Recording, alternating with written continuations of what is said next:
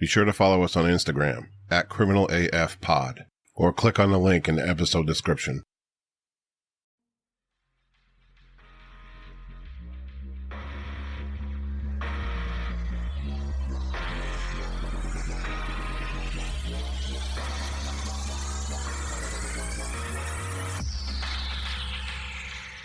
I don't know how this story could get any more tragic, but now we find out that police missed a series of opportunities to detect Bernardo on the kidnappings and rapes of Christian French and Leslie Mahaffey. There were tips coming in as early as 1989, 1990. Bernardo's defense lawyer, John Rosen, that Tammy was sexually assaulted by his client 5 months earlier in July 90.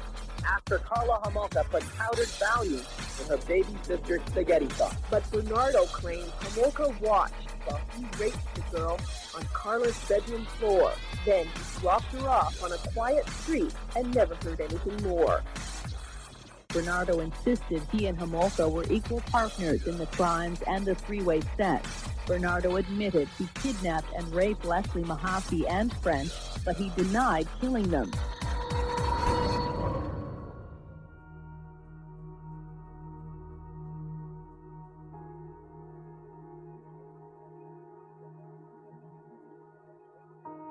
This episode of Criminal as Fuck contains descriptions of disturbing, graphic violence, which may be offensive to some people.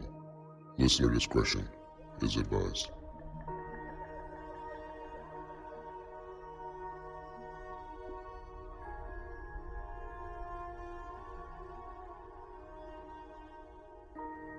It was Christmas Eve morning on December 24th, 1990, in St. Catharines, Ontario. The Arctic blast gave you a chill to the bone as the snow crunched under your feet. Rather than celebrating the holiday by opening gifts, filling their home with laughter and memories, one family was braving the frost as they trudged their way from their driveway, up the shoveled walking path, and into their home that now seemed so empty, so sad. There would be no more festivities this Christmas, no laughter, no big holiday meal, and the only memory that would be made would destroy the meaning of Christmas for this family for years to come. More than likely, forever. Carl and Dorothy Homolka's 15-year-old daughter, Tammy, had died earlier that morning, just a little over a week shy of her 16th birthday. They had a traditional Christmas celebration the night before. The occasion was light, just a few family members. Carl and Dorothy, along with Tammy's older sister Lori, turned in a little early, excited for what the next couple of days would bring. Tammy stayed up. She felt a bit privileged to be considered old enough to hang out with her oldest sister and her fiancé. Tammy adored her sister, and may have also had a secret crush on her soon-to-be brother-in-law. He was very kind to her, maybe even a bit flirtatious, so for Tammy, spending time alone with them would bring her so much joy. Wait, what are you drinking there? To celebrate the holiday and her upcoming birthday, Tammy's sister and fiancé would pour her drink after drink to the point where Tammy would pass out. But rather than waking up the next morning, feeling as if she was hit by a freight train, Tammy, still unconscious, began choking on her own vomit. Her sister and fiancé claimed that they tried to revive her. When their efforts fell short, they called an ambulance when the rest of the family awoke to the panicked scene. Carl and Dorothy rushed to the hospital to be by Tammy's side. Tammy never woke up and died shortly after. Just 15 years old with so much life yet to live, cut short from what was believed to be a night of celebration. Believed to be. Because this is only part of the story. The rest, as you will soon hear, is much more twisted, sadistic, and downright repulsive. It will leave you scratching your head and questioning the ties that bind a family. This is the story of two people who would become known as the Ken and Barbie killers. Paul Bernardo and Tammy's own sister, Karla Homolka. Karla? I'm Dave Jari, I'm Garrett Corder. and this is Criminal as Fuck.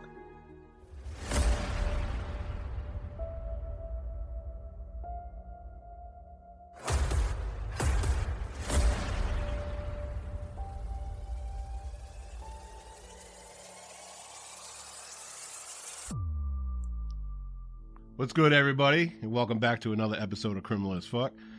I'm Dave Jari, and joining me is my co-host, Garrett Corder. Welcome, welcome. So, the last episode, we discussed Israel Keys, and that was actually your first episode. It was my Yeah. first one. First So- attempt at podcasting in general. So That's right. So, how was it? How was your experience? Any thoughts on the episode? it was fun. You know, there's a lot to learning to do, and it's. I'm glad that you brought me on. I Yeah. really am. I'm excited to do more, and I'm excited to do more episodes. Awesome. So we only did like a little snippet of Israel Keys. There's only so much you can fit in the amount of time that we try to do. But if you really want to do a deep dive, there's a podcast out there called True Crime Bullshit. It's 500 episodes, basically all about Israel Keys. Or there's a YouTube channel called Top Notch Documentaries. It has a ton of audio. So yeah, you know, if you want to learn a little bit more about him, you know, check those out. We're actually starting a Patreon for the Criminal as Fuck, where you can donate as little as $2 a month to the podcast. It has 4 tiers. Check it out. That's at patreon.com/criminalaf. Our socials are all the same still. At Instagram, it's Criminal as Fuck Pod. It's on YouTube, it's the Serialholic. On Twitter, it's at Criminal AF, and TikTok, it's Criminal_AF. And for merch, you can go to theserialholic.com and click on the shop. We just opened up a store. Check it out. See what you go like. get on yourself some merch. Yeah, represent. It's good too. It looks cool. Yeah. And leave a review on Apple Podcasts, Spotify, wherever you listen to podcasts. Voice messages. Go to the Anchor app, please, and leave us a voice message, and we'll answer you in the next episode. Ask us anything. Yeah, we'll play it on stream. We'll answer it live too.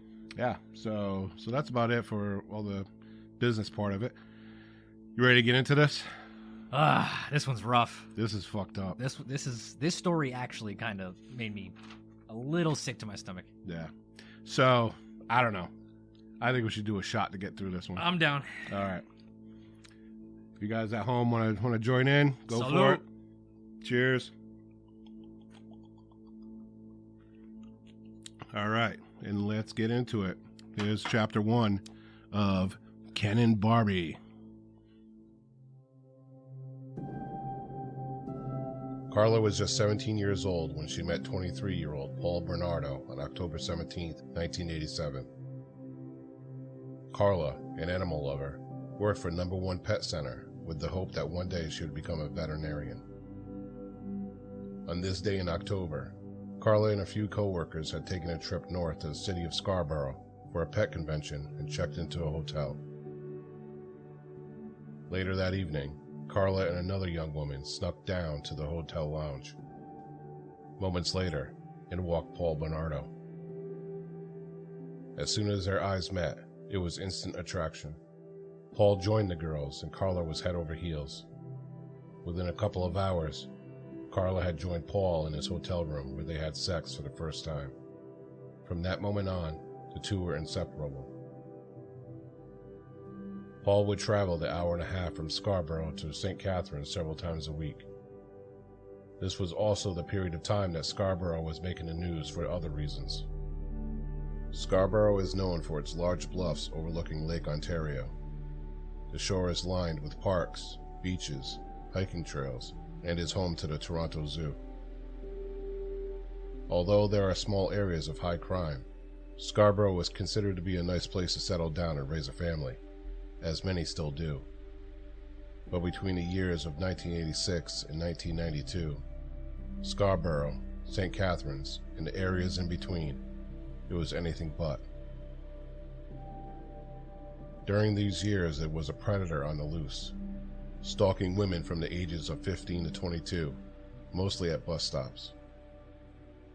The first known assault occurred on May 4th, 1987, when a 21-year-old woman was followed from the bus stop and raped in front of her parents' home.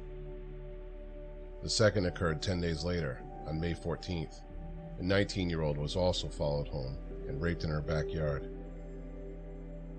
Then July 17th, a young woman of unknown age was physically and viciously assaulted. The monster tried to rape her, but when she fought back, he fled the scene. There was an attempted rape of a 15-year-old girl on September 19th, 1987. The would-be rapist broke into the home and jumped on the girl, holding a knife to her throat. He beat her and bit her ear. The attempted rape was thwarted when the girl's mother entered her room and screamed.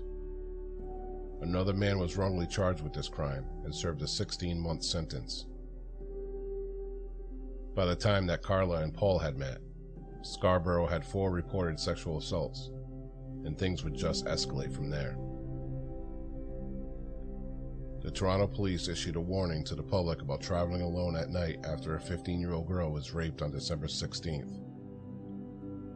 The media gave the attacker a moniker, the Scarborough Rapist, when he raped a 17-year-old girl on December 23, 1987.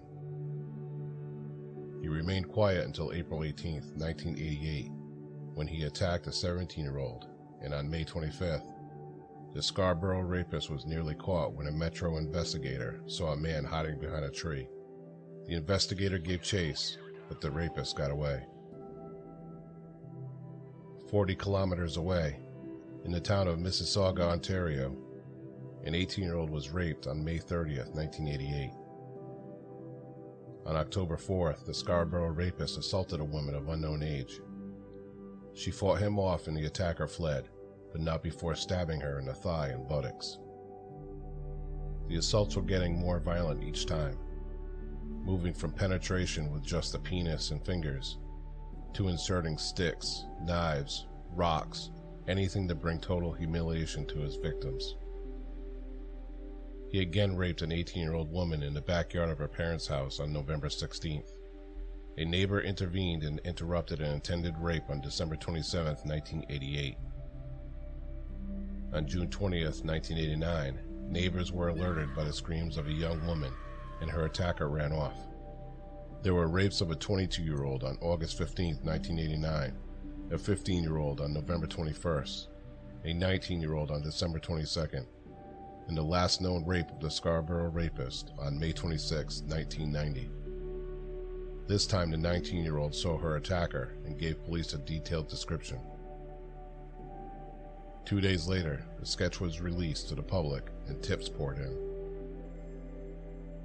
One man in particular was reported by a bank employee as fitting the description, and another report came from a woman who reported that the rapist could be one of her husband's friends, whom she claimed bragged about his sexual exploits and often spoke of his love for rough and aggressive sex.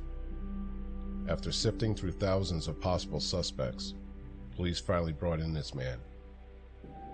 He introduced himself as Paul Bernardo, who had recently moved to St. Catharines in May to live with Karla and her family. He was pleasant, helpful, and willing to give police a DNA sample. Paul Bernardo was considered handsome and confident, someone who would never have a problem finding a date, let alone be perceived as being the sadistic, sex-hungry rapist. DNA was in its infancy back in 1990. It would be another 2 years before the Scarborough Rapist would be revealed. Wow, let's get right into it. Paul and Karla. Two interesting star-crossed lovers. Crazed lovers. Crazed lovers. Crazy story where they met. I mean, a pet convention. Right. Like, all the stars had to align for these two to get together. The perfect match. Yep. I think he found the perfect woman for him. And any other woman would have been... You can't tell me that he didn't have some sort of aggressive sexual behaviors at the beginning of their relationship or whatever. Like, any red flags that a normal woman would have been like, no shot. Like, this guy is... She had to have liked that in some way. Right. Yeah, we'll touch a little bit on that later. Yeah. Of course. When we get deep down into what is... At this point, he's the Scarborough Rapist. Allegedly. Allegedly at this point. Yes, correct. But, I mean, according to a documentary that I watched, he by the end of his freshman year of college at the Toronto University, he raped 7 women. Yeah. So he was already deep into this. And when he met Karla, I think he was on his 3rd at that point. Yeah, like 3rd or 4th. Yeah. Yeah, which is crazy that he. I'll always be intrigued by the lover and victim dynamic. Yeah, you know, he obviously cared about her in some way. Yeah. As far as his victim, I mean, he always degraded his victims. Right. And as time went on, it seemed like they were more violent in nature. And it got to the point where the police even said that they were afraid that this would spiral into homicide or murder. Right. So yeah, because he was like, not, you know, as we talked about, you know, he was like putting different things in their orifices. Yeah. He would also like rub their face in the dirt, you know, just totally demean them. Like, yeah, he got off like on that. They were trash. Yep. He would call them names, all that stuff. Yeah. And like while he's raping them, he wants them to reassure him that he's like the greatest. Like, wow, you're so great. He's king. You're king. And oh my God, you're so good, and all this other kind of stuff. It's terrifying too, because imagine a 17, 18-year-old girl, you know, being in that situation. Just how about being 15? Oh, the first one, a couple of those victims were 15. Yeah. It gets worse, bud. Don't worry. That's why we needed the shot, because I'm telling you, this is this dude is just fucking out there. Yeah, I want to hear more. I definitely want to hear more. All right, here we go. Next chapter.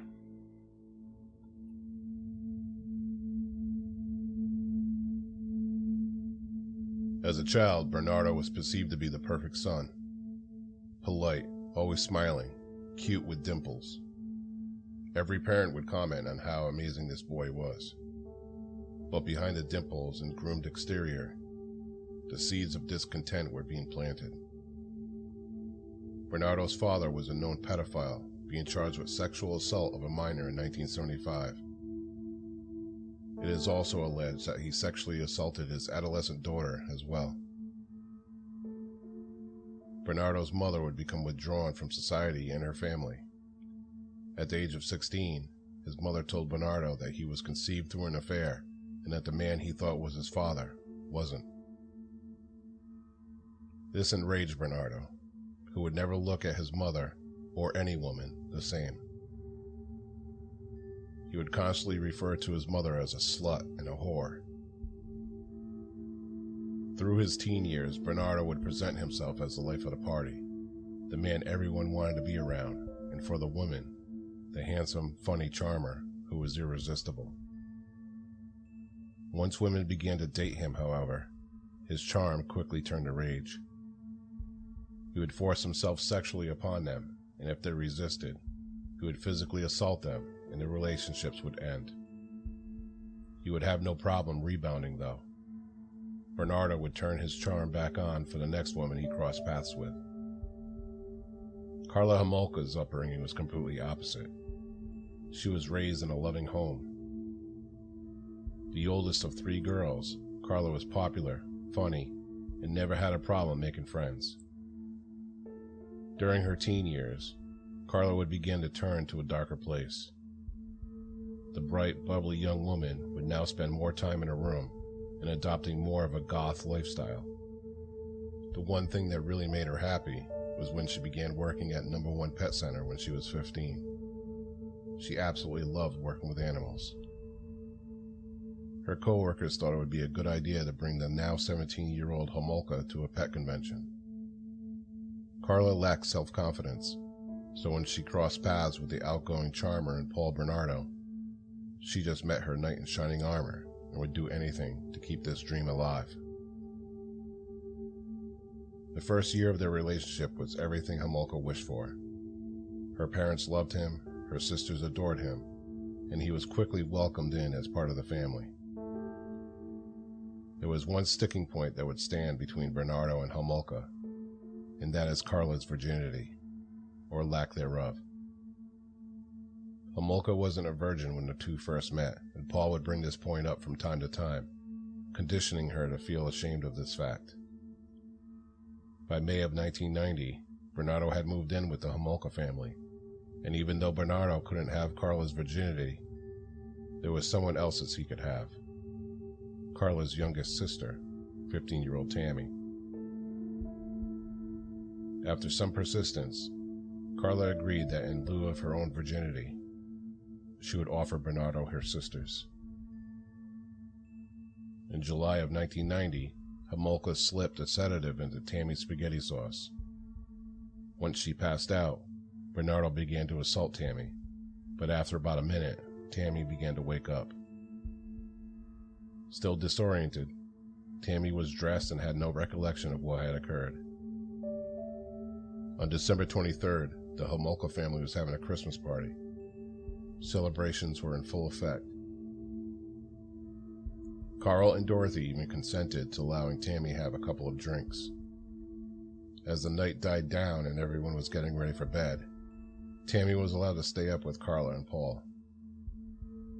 Bernardo kept giving Tammy drinks, in which one of them had an animal tranquilizer mixed in that Karla had stolen from her job as a veterinarian's assistant. Karla promised Bernardo he could have Tammy's virginity as a Christmas present.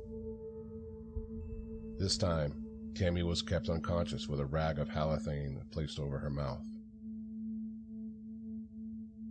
Bernardo raped Tammy as her parents lay asleep not far away. This continued for some time before Tammy began vomiting and stopped breathing. Homolka and Bernardo quickly got her dressed, hid any evidence including bedding, and called for an ambulance. As the rest of the family rushed to the hospital to be by Tammy's side, Karla and Paul stayed home and finished getting rid of any evidence. The police who remained at the house to question Bernardo didn't think that it was odd that Homolka had decided to do laundry in the early morning hours. Tammy never regained consciousness and died at the hospital. Her cause of death was ruled an accident, even though there were burn marks on her face from the halothane.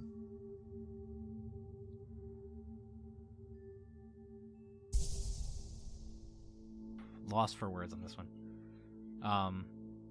Let's start off where, Paul was found out that, his biological dad wasn't his at 16. Also, fun fact is that at 16, he started stalking and, spying on his neighbor, female neighbor. So that's when you could see his brain start to switch. The hatred for his mother, calling her names, it's tough to hear because you could start to see the man screaming out for help, and obviously nobody helped him at that point. Karla was a little different for me because she seemed like a popular girl, seemed like a normal girl, but then got very away from society, decided to go in her room and start dressing goth-like and all that stuff. Yeah, she was in a very dark place. She just didn't. She became a serious introvert, lacked self-confidence. Yep. Just really down on herself at that point in time. It's the perfect recipe for a dominant to come in and take over a relationship like that. Mm-hmm. But that's when when we bring up the whole Tammy situation where it changes for me, because as much as she says she's a submissive, I don't know anybody who would offer up their younger sister's virginity to her boyfriend. Right. That is a clear psychopath by every definition you can hear. She is so obsessed with Paul at this point that she'll do anything for him, including that. I just can't understand how anybody would get to that point where, you can have whatever you want with my sister. Yeah, even obsessive relationships don't go that far. Right. And that's where we're at in the story, where we don't know, is it him pressuring her, or is her mindset already kind of tweaked?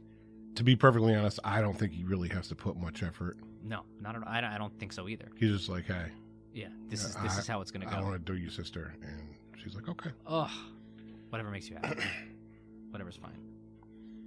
Yeah, craziness. So, So we'll talk about it a little bit more. It's this isn't the end. It escalates. So did you touch on the fact that he wanted to become a rapper? No. All right. Yeah. So a trained accountant at the University of Toronto, but wants to, I don't know if it's like what years is 91, 90? 91. 91. Yeah. So I mean maybe Vanilla Ice has a control on that age group, I guess. Ding ding ding ding ding ding. Just that's a wild random fact. I mean, speaking from someone who is in high school around the 90s, 90, 91, 92. Yep. I mean, did you want to be MC Dave? Bro, we had backwards pants. Remember Crisscross? Yeah. Yeah, with the backwards pants, backwards shirt. Yeah, I mean, that was a rage back then. Drinking Mad Dogs. Everybody wanted to be a rapper in the 90s. But here's the crazy thing also is that, like, Paul Bernardo and some of his friends would actually cross the border into the United States and smuggle cigarettes back and forth. You know what I mean? And later on, Karla would join them. But who's to say that when they came into the United States, were there any rapes during that time? You know what I mean? It might have spanned more than just right, the Canadian. Because you just don't shut off. Yeah. Your urges, you know what I mean? With somebody like that, with serial killers, serial rapists, like anybody who has that fucking tapness in their head, like it doesn't turn off. You see somebody and you're like, yeah, I'm gonna rape that. Yeah, you know what I mean? Like not even like I'm not gonna rape her. I'm gonna rape that because that's all they are is objects. You know what I mean? The virginity thing creeps me out too.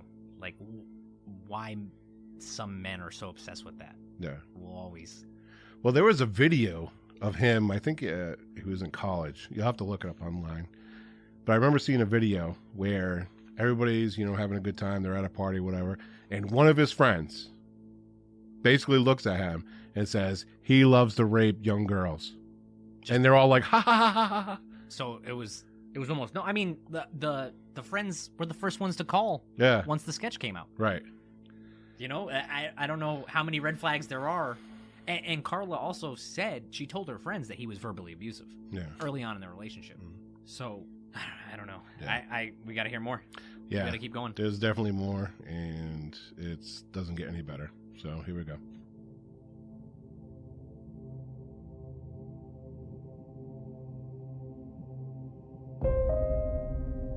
After the death of Tammy, Homolka and Bernardo quickly moved past the loss and were focused on their upcoming wedding. They would get annoyed with the rest of the Homolka family for grieving Tammy's loss rather than being happy for the upcoming nuptials. As Bernardo would say, how much time do you need to grieve? As the wedding plans moved forward, Bernardo's lust for virgins intensified. It is reported that Bernardo kidnapped a young teenager and brought her into the Homolka home in January of 1991, not even a month after Tammy's murder, and sexually assaulted her. When he was done, he dropped her off on an abandoned street. Shortly after, they left the Homolka home and moved to 57 Bayview Drive in Port Dalhousie. Bernardo and Homolka recorded everything they did on video camera to capture the memories within their new home. On June 7, 1991, Karla invited a teenager she knew from work to have a girls' night. The teen, only known as Jane Doe, went shopping and out to eat with Homolka, and they finished the day off by returning to Karla's home to have some drinks. Homolka mixed an animal tranquilizer in Jane Doe's drinks, and she lost consciousness. Karla then called Bernardo to tell him that she got him an early wedding present. Bernardo repeatedly raped Jane Doe throughout the night. The next morning, Jane Doe awoke as if nothing had happened, and thought she just had too much to drink. On June 15th, Homolka was asleep in her bed when she was awakened by Bernardo. He told her that he had a girl downstairs, and he was going to keep her as a sex slave.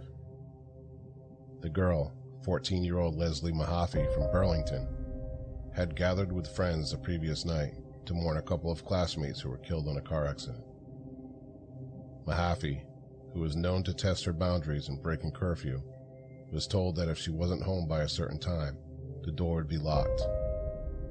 By the time the group of friends went their separate ways, it was 1 o'clock in the morning.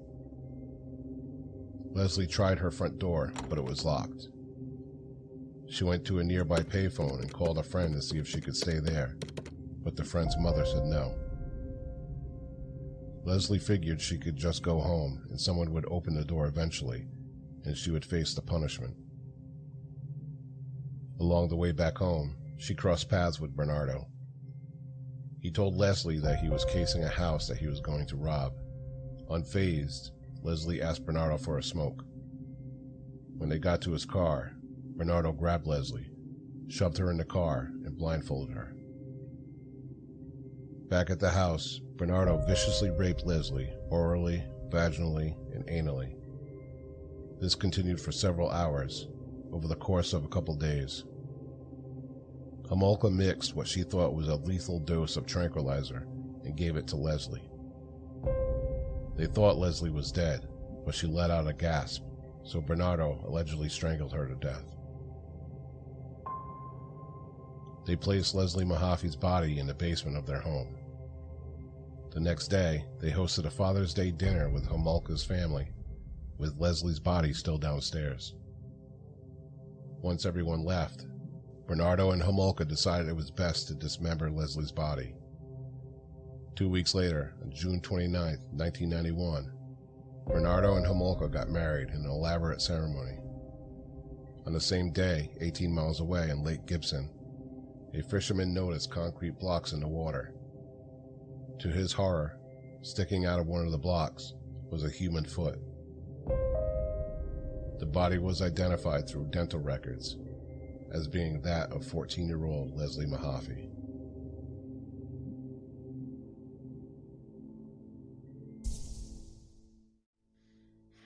So, I don't know about you, Dave, but if you woke your wife up with a 14-year-old girl and said, hey, come downstairs, I have a sex slave for us, I don't know how to react with that one. Yeah. I don't know what would happen in that situation. Yeah, my dick would be chopped off. That's an understatement. Yeah. You'd be doing Lorena Bobbitt over a here. life sentence. It's interesting, the jump from, I mean, Tammy was obviously an accident. They didn't want to kill Tammy, which is horrific in general that happened to her, that young girl. Anyway, but Leslie was disgusting, actually. Super disgusting. Yeah. But the jump from an accidental killing to abducting a 14-year-old girl, murdering her, keeping her for several days as a sex slave, and then chopping her body up into pieces and putting them in concrete blocks. Usually, you dip your toes in. Where did this come from? That went from 0 to 100 real quick. Real quick. And then, so it brings up a point, though, we actually touched before.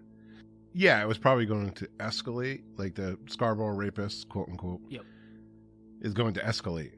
But do you escalate from raping someone to murder and dismemberment? Dismemberment? Yeah, that's a you know what I mean? Totally different class. So what's the X factor in all this? It's got to be Karla. In my mind, like I don't know if he got the A-OK from her and that made him get severely more and more violent, or if it's her egging him on at this point, or you know what I mean. To be perfectly honest, I think it comes down to she's a submissive to a point, where he's like, hey, I want to rape this girl, I'm going to take this girl as my sex slave, I want to do this and that and that and that and that. After a day or two, she's probably like, fuck this bitch. You know what I mean? Yeah. The jealousy kicks Right, yeah. Like, let's strangle her. Yeah. Or something. The inner conversations in those moments would be insane to hear, or just be a fly on the wall. I never want to be in that situation, but you know what I mean. Yeah. And I don't mean any disrespect to the people that, were harmed in this case, but it's horrible. I'm just speaking from the mindset that they must be in, Yeah. Yep. Yeah, there's got to be a jealousy factor in there too. Yeah. As much, and maybe that's where her brain started going the other way. Right. Because, like you said, it started off as serial rapes, and that happened online, but he never killed anybody. Yeah. Tammy was maybe the domino that fell that switched both their mindsets into this whole thing. Because you don't just start dismembering bodies right overnight. Yeah, I mean, if you can get over the loss of your sister, or like, she had no remorse at all. She was more mad that the parents were sad about the Tammy and not her upcoming wedding. Right. Like, why aren't you? They're like, why haven't you grieved enough? I mean, yeah. How I'm long? Getting married in 2 weeks. Yeah. How long do you need to grieve? That's my fucking daughter. Yeah. What are you talking about? Yeah. That's and they were completely in the dark. Yeah. You know, and to find the body of Leslie too on the same day as the day that they get married is weirdly ironic. Yeah, there was something in the stars on that one. Dude, this whole story is there. It's creepy. It's a creepy situation, and everything aligned right for the perfect duo. And you don't see that very often. That's why this story is so interesting to me, because it's usually, you know, the lone wolf prey. Right. And she's totally an accomplice at this point. She's not just this, you know, oh, my husband's weird and I'm just going to go along with it because I love him. She's totally involved. I mean, obviously we know from the history of the story that she was involved in the raping too. You know, she did some horrible things to those girls too. Yeah, we got to keep going.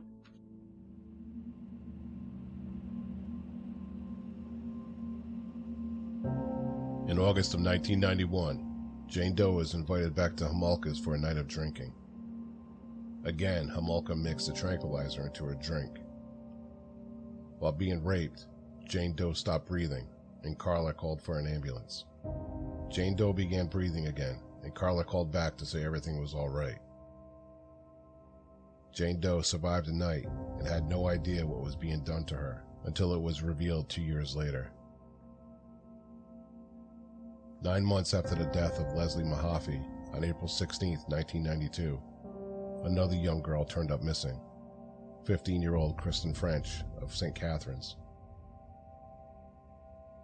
This time, Paul forced Karla to join him, thinking it would be easier if they both worked together. Just as school was letting out, Homolka and Bernardo noticed Kristen walking home alone. They pulled into a church parking lot.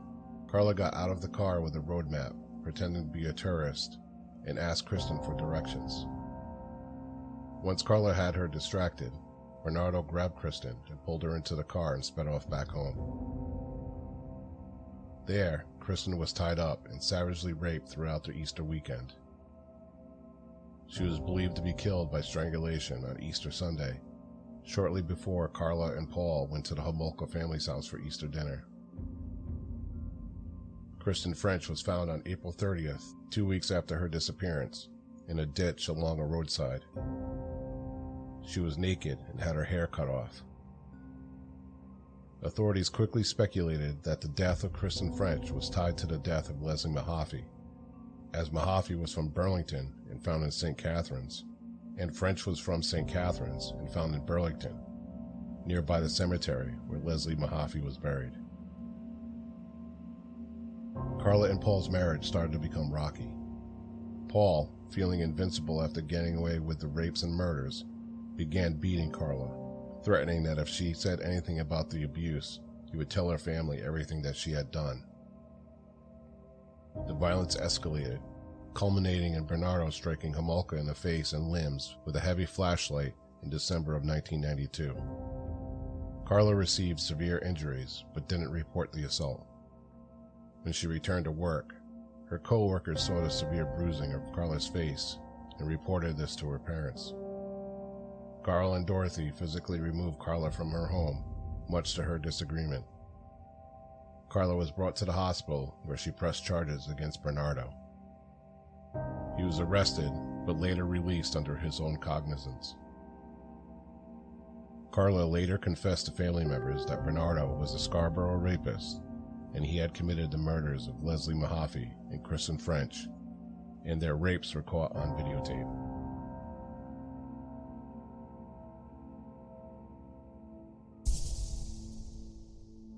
So now we are on Kristen French. Yes.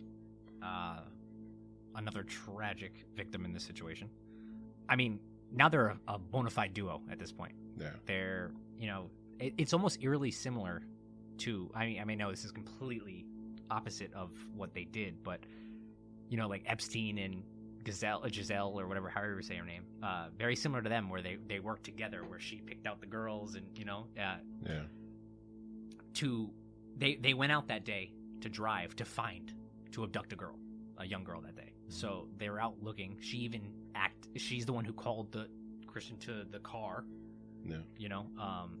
Depending on who you listen to. Like, if you listen to Karla, she'll say that Paul forced her to go out and participate in this. If you listen to Paul, Karla was 100% into it. Like, she's like, all right, let's go get our next one, Yeah, later down the road when in the testimony, Paul said that she was the killer in this duo. Like, he never wanted to kill. He said that in the testimony. Of course he did. But, you know what I mean? At the same time, I believe what he's saying, where she was probably, where we talked about earlier, where the jealousy thing kicked in, where she was just like, just kill her. Or along those lines. Same situation. Kept her for several days as a sex slave at that young. That's terrifying. No, chop her hair off. Yeah, they chopped her hair off because they figured that with DNA and whatnot, they could get away with it or whatever. Yeah, well, DNA was nothing what it is now back then. Right. Too. That's the reason why he was never caught as the Scarborough rapist for so long. Because they had his DNA for that whole time. It wasn't until way later. Paul finally putting her in the hospital for a situation speaks a lot too, because I feel like that was the nail in the coffin for them too. Like, those two that caused a lot of problems that we'll touch on later. But that was the moment where if you see pictures of her, she was completely black and blue. Oh, she's fucked up. Yeah, it wasn't even. She was severely beat, and and that point puts him more. She was a victim of him too. But here's the thing: at first, she didn't report it. No, of course not.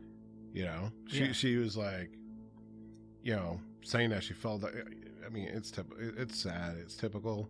Yep. Like, I get it when you're in that situation. You're trying to hold on to the good in the person that you believe that's there, but I mean, it is what it is. They're just a fucking asshole, and they beat you. You know what I mean? Yeah.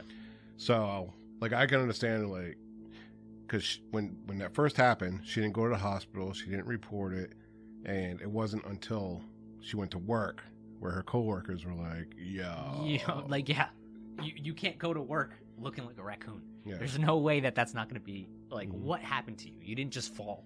Right. That's it in that situation. At that point, while she was in the hospital, the Green Ribbon Task Force, which was assembled by the FBI and the Canadian police, it was assembled to connect all these killings. Because if you look, her body, Kristen's body, was actually found maybe 2 miles from the graveyard that real close. Leslie, it was a mile, 2 miles, was found right next to where Leslie was buried.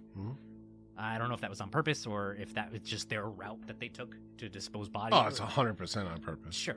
100%. That's what caused them to realize that those two deaths were connected. Right. And they started the task force because they thought they had a serial killer. And there was eyewitnesses saying that Kristen was talking to two individuals in the church parking lot. So they knew at this point that there was a duo going on. Yeah. It wasn't just a solo person. Right, and right at the onset of Kristen's disappearance, like, they knew that it wasn't right. Like, she's not a runaway. She's not, like, had a fight with her parents, blah, blah, blah. Because I'm leaving. Yeah, because at where she was abducted, like, Kristen put up a fight. Like, she actually knocked Karla to the ground. Like, this 15-year-old girl was fighting for her life. For her life. You know what I mean? Horrible. And she left a shoe behind, like a shoe fell off. Like, the scene of the abduction is just... It wasn't clean. Right. And, yeah, I mean, I gotta hand it to Kristen French. It's like, Jesus. She really laid one on him.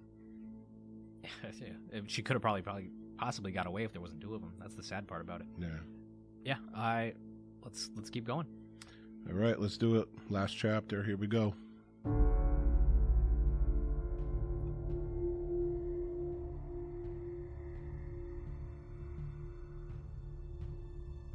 Karla Homolka, now speaking to the police, tells a story of domestic abuse and a sadomasochist marriage where she was a servant and had to go along with all of Bernardo's demands, painting herself as another victim of Paul Bernardo. They want to know more about the murders, but Karla's attorney was fighting for a plea deal. Meanwhile, DNA came back from a lab showing that Paul Bernardo was in fact the Scarborough rapist. He was arrested on February 17, 1993, and police obtained a search warrant with special instruction that only items related to the Scarborough case could be removed from the home, and any videotapes found must be viewed within the home and not removed. The search of the home lasted 71 days, and no videotapes consistent of the rapes of Mahaffey or French were found. With Karla Homolka being the only witness to the Crown's case against Paul Bernardo, the plea deal was approved and signed on May 5, 1993. The agreement stated that Homolka would only receive 12 years for the manslaughter of Leslie Mahaffey and Kristen French. Unbeknownst to everyone involved, Bernardo had given his attorney instructions on where he could find the videotapes. They were hidden behind a light fixture in an upstairs bedroom. Bernardo's attorney withheld the videotapes from prosecution in the hopes that he would drop a bombshell when the trial started.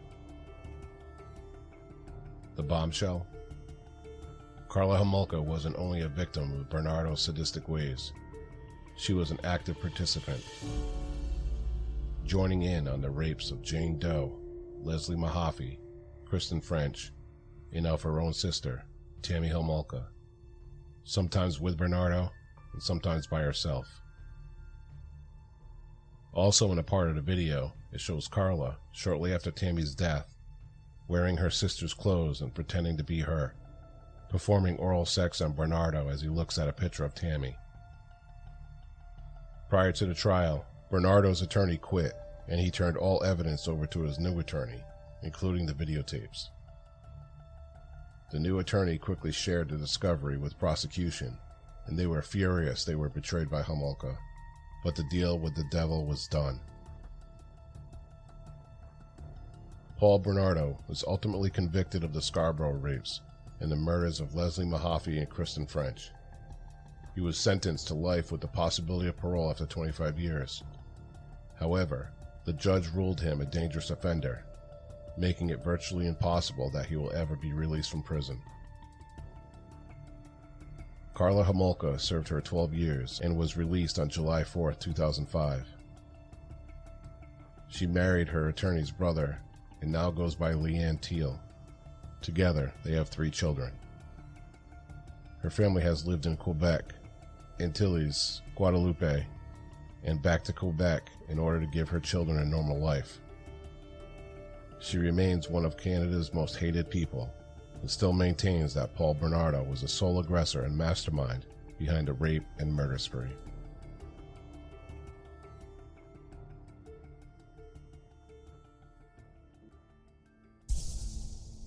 Insane story.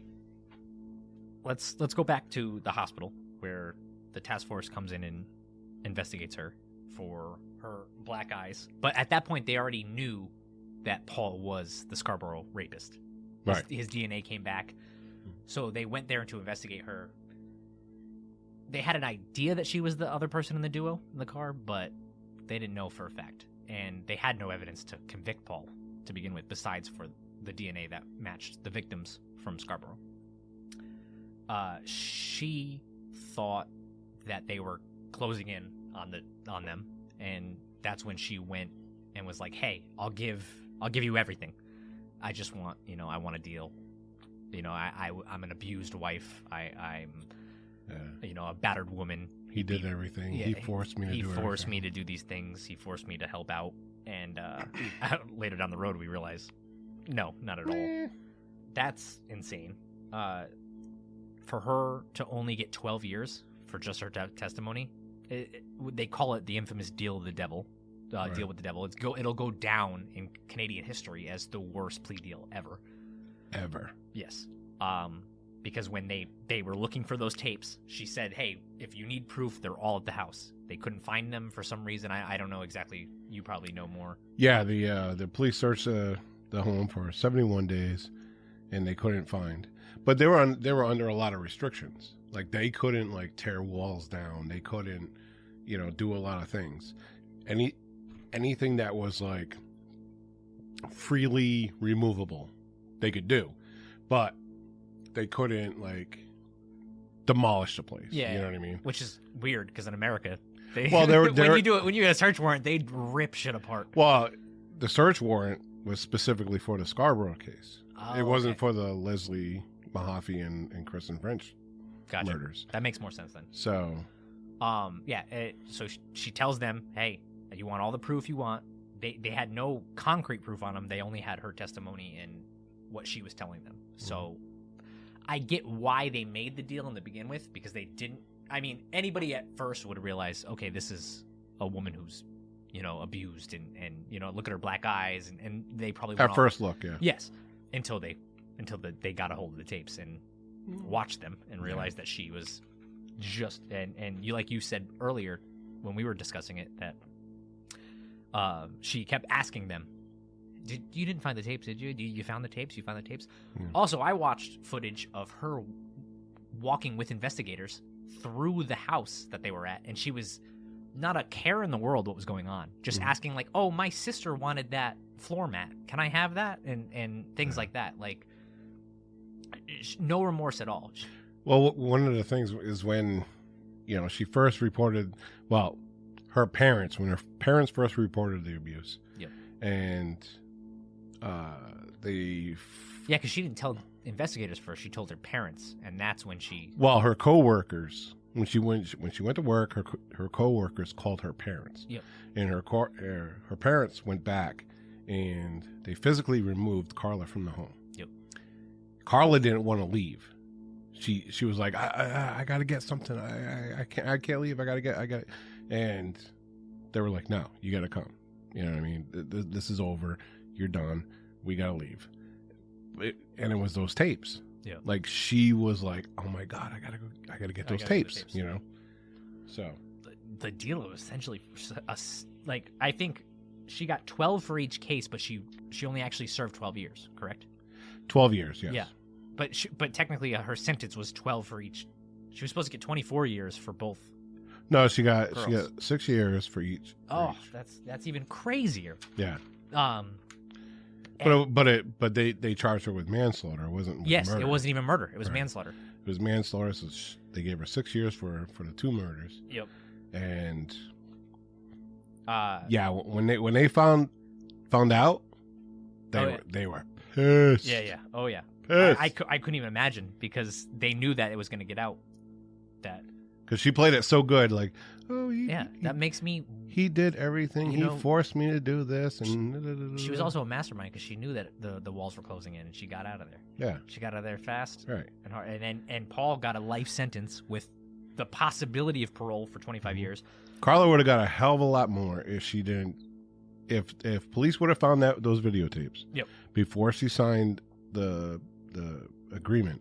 Yep. The plea deal. Yeah, because once you sign, you can't go back on that. Right. It's they actually tried to, though. They tried to, but then they were like, we can't, we can't go back on this. We're not going to go back. Yeah. So, when they saw those tapes, Karla was absolutely 100% a participant in everything, even with Jane Doe. Like Tammy, her own sister. Right. When the police initially did the search of the house, they found a tape with Jane Doe and with Karla, and Karla was going. I don't want to get too graphic. Going down on her, doing whatever she's doing. Like they saw that, but like I said, it wasn't related to the Scarborough case, so they couldn't take it. Yeah. Now, the other videos of Kristen French and Leslie Mahaffey, even Tammy Homolka, those weren't found until Paul turned them over to his lawyer. And even in his testimony, he said that, Karla was the one who convinced him to kill, But like you said, you'll never truly know who was that person, because one's going to say one, one's going to say the other. It'll never change that way. But now Paul's serving a lifetime sentence, and the judge deemed him a dangerous offender. A dangerous offender, and he won't be eligible for the possibility of parole. So he's going to spend his life. I mean, he'll get his parole hearings. He's not going to get but it. He's not getting it. No shot. Especially as infamous as those two are in Canada. Mm-hmm. You know what I mean? Not even for everybody knows. Not even for the murders, the rapes. Yeah. I mean, what are we talking about? By the end of this whole debacle, what, we're talking 14, 15, 16 women? And he just rapes alone. I'm not talking about the killings. Yeah. And all that stuff. Like a serial rape. And he admitted to, I think it was 10 more that weren't even associated with the Scarborough case. So, yeah, I mean, danger to society is an understatement for him. Yeah. But now she already, and just so people know, she's been out since 2005. Mm-hmm. Has a family of her own now at this point. She's lived all over Canada, Montreal. She started a new life in Montreal. So you never know. Next time you go to Canada, you might be sitting at the bar with Karla. Yeah. Well, she was actually like volunteering at her kid's school. Well, of course. You're gonna, you know what I mean? Oh, she was like doing like field trips. Worse. And it's like, that's even who worse. is this bitch? Wait. Looking over my kids. Wait. So no, the most absolutely infamous not. person, one of the most infamous people in Canada, and the school board's like, oh, you want to come to the PTO meetings? Yeah, come on down. You bringing brownies? Come on. What? Yeah. Especially what her victims were all under the age of 18. Yeah, exactly. Yeah, the youngest was like, I think the youngest was 14. Yeah, come on and participate with this family bake sale. Absolutely. I mean, I hate to call her a genius or like praise her for anything that she's done, but to serve 12 years out of this and get out of there unscathed. She also acted. It's not a genius. It's not anything.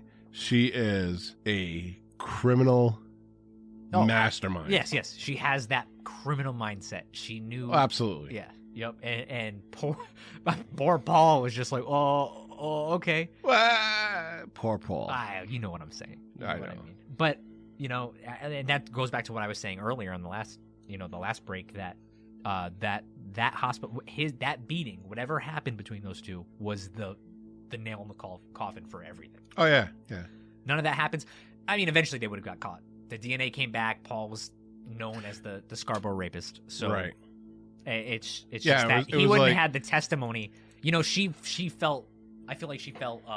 Like, oh, this piece of shit. You know what I mean? Like, I'm not. She's like, I'm this not motherfucker. I'm not just a victim too. Yeah.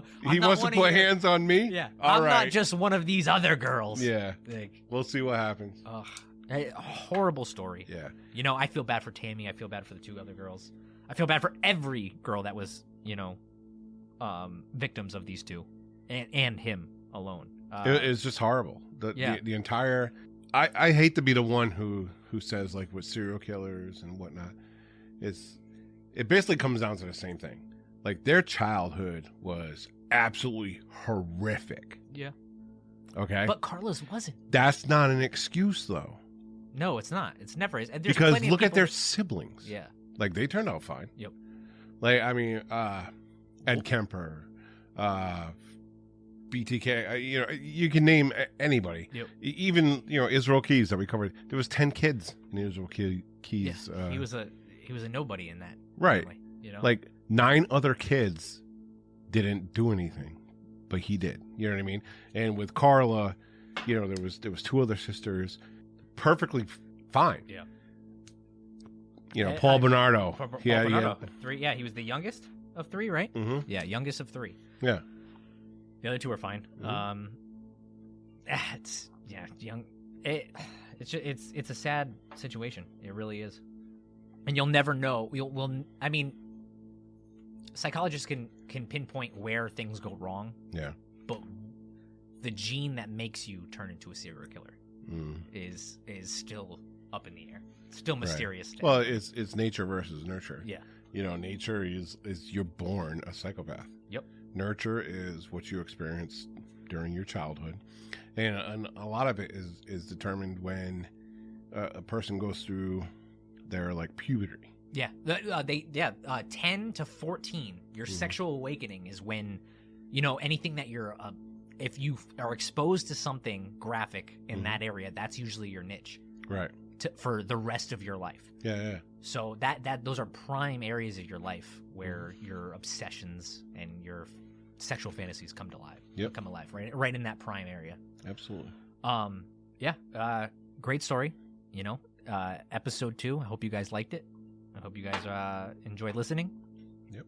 Stay tuned for the next Serial Holic. Yeah.